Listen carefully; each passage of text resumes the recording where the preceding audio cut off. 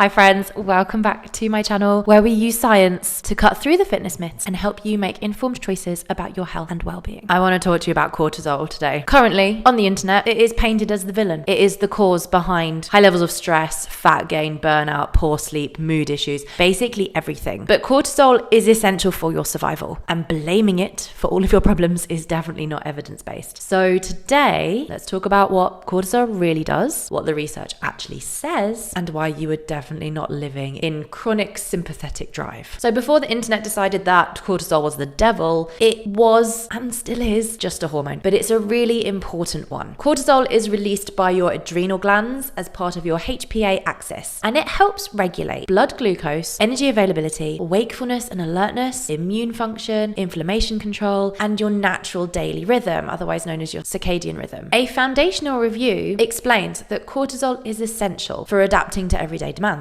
not harmful by default. Cortisol is adaptive, not inherently damaging, and you literally couldn't survive without it. Cortisol follows a daily rhythm. It's higher in the morning to wake you up and mobilize energy. It drops steadily across the day, and it is lowest at night so you can sleep. And this pattern is called the diurnal cortisol slope, and it's described in large population studies, just like this one from 2009. So when online coaches say your cortisol is high all the time or you're stuck in sympathetic overdrive, they are oversimplifying something that is extremely well regulated. If your cortisol rhythm was actually broken in the way that they are describing, you would need medical care. You wouldn't be scrolling on your phone taking in their advice. So let's talk about the phrase chronic sympathetic drive. This is not a clinical diagnosis. This is not a medical term. No GP or endocrinologist would use it in this way. Yes, the sympathetic nervous system responds to stress, and yes, modern life can be busy, but your nervous system is constantly oscillating between sympathetic and parasympathetic states in normal and healthy humans. Studies using heart rate variability, like this one, show that people naturally switch between activation and recovery many times per day. You are not stuck in one mode unless you have a diagnosed condition, such as PTSD or certain anxiety disorders. And even then, those conditions are far more complex than just high cortisol. Chronic sympathetic drive is a catchy online phrase used to sell coaching. It is not evidence-based physiology. So stress can influence cortisol, but not in the exaggerated way that social media claims. A 2017 review in The Lancet found that everyday stress causes very small variations in cortisol. Chronic workplace stress may slightly flatten the cortisol rhythm. The changes are modest and not dangerous for most people. And importantly, cortisol changes do not equal your body shutting down, you're storing fat, or your metabolism is broken. Those claims are marketing, not science. Okay, the famous high levels of stress equals stored belly fat claim comes from research like this study. But when people talk about this study, they forget to mention that this involved extreme chronic stress, not everyday life. And the effects were small and occurred within very specific conditions, and they do not apply to normal training, parenting, work stress, or busy lifestyles. Cortisol can influence fat distribution, but only when combined with long-term sleep deprivation, severe calorie restriction, chronic psychological stress, and endocrine disorders. For regular humans living our reasonably regular lives, cortisol is not a fat loss barrier. So one of the big lies in the coaching world is make sure you do X and you will balance your hormones. This suggests that we can manually manipulate our hormone levels like a dimmer switch. We can't, and it is pointless to try. Hormones are automatic, tightly regulated systems controlled by your brain, your endocrine glands, your circadian rhythm, your genetics, and your environment. Research in endocrinology shows that homeostasis is incredibly robust. Hormones fluctuate within normal ranges and your body adjusts automatically. You cannot hack cortisol, turn off stress hormones, manually balance hormones with morning routines. You can influence your long-term stress resilience through sleep, movement, social support, and mental health care, but that is not controlling your cortisol. That is supporting your whole meat suit system. Cortisol is not your enemy, so let's reframe it. It is your get up and go hormone. It is your help you deal with life hormone. It is your keep you functioning under pressure hormone, fuel mobilizer during training. It is your anti-inflammatory regulator, and it is your metabolic stabilizer. It is helpful, not harmful. And the mainstream cortisol is ruining your life narrative is physiologically inaccurate. So the next time somebody tells you, or the next time you come across a social media post that says you're stuck in your sympathetic drive, your cortisol is too high, you need to biohack your hormones, you can confidently call it what it is: an oversimplification mixed with fear-mongering. Your hormone system is resilient, cortisol is not the enemy, and you do not need to micromanage your physiology to be healthy. Please remember, it is your body, your choice. I'm just here to help you make informed ones.